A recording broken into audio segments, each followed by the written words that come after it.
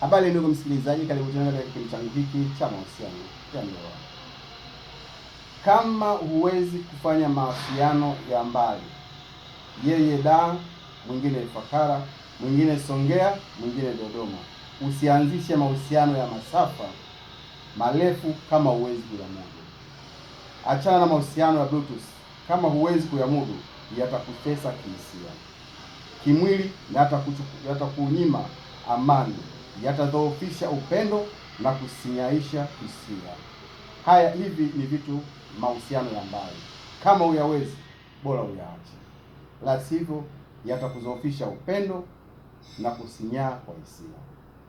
Unayo ila huna uhakika nayo wa kuitumia, unaipata kwa mgao, yaani kwa nadra. Utakuwa mtu wa mashaka kila utakapokuwa busy au atakapokupunguzia mawasiliano na wewe. Hivyo ni vitu lazima wewe ujue kwamba lazima utakuwa na mashaka kwenye moyo wako, kwamba akikosa kupiga simu au mawasiliano yamepungua, basi utajua moja kwa moja kuna jambo lingine linaendelea juu yangu. Mwili unahitaji kumbato, nafsi inahitaji liwazo na moyo unahitaji faraja halisi. Mahusiano yanayotegemea bando la chaji ya simu ni mahusiano, ila ni matumizi mabaya ya hisia. Nasema mahusiano ya msafara yana utumwa. Asiyekuwa machoni ni rahisi pia kutoka moyoni. Kitu kama hakipo machoni kwako ni rahisi pia kutoka moyoni mwako.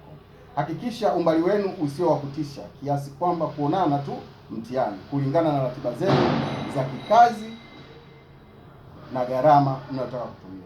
Huwezi nielewa kama hujawahi kuwa na mahusiano ya masafara marefu. Yanaumiza na yanatesa. Utapingwa upweke na ukame mpaka mwili utafumbaa, na unaweza kuangukia kwenye mchepukaji au utumwa wa kujichua au video za utupu. Kabla hujaanzisha mahusiano ya mbali, weza utayamudu. Kama huwezi, achana nayo kabisa. Na kushauri, kama huwezi kumudu mahusiano ya mbali, ni bora achana nayo, la sivyo yatakuumiza, yatakutesa. Upweke ni ugonjwa wa hatari sana, tena ni mno. Unaharibu mtazamo, akili, kujiamini, kujipenda, kuondoa adha ya mapenzi, kudhoofisha mwili na kuwa hasira zisizo za maana mara kwa mara na wala zisizoisha. Single but taken. Unateketea kihisia, kisaikolojia na kimwili. Umeshapoteana. Fumba macho, tuombe kwa hili ambalo unataka kukwambia.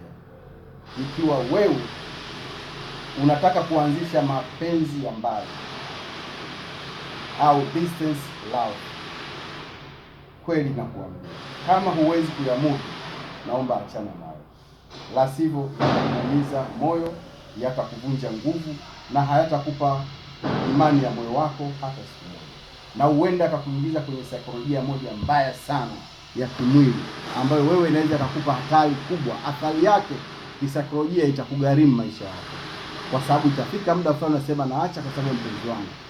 Utajichua, nafanya hivi kwa sababu ya mpenzi wangu. Utafanya jambo fulani ili uweze kwamba kuepuka kitu kingine, kuepuka na tamaa, lakini athari unakuja kupata ni kubwa sana.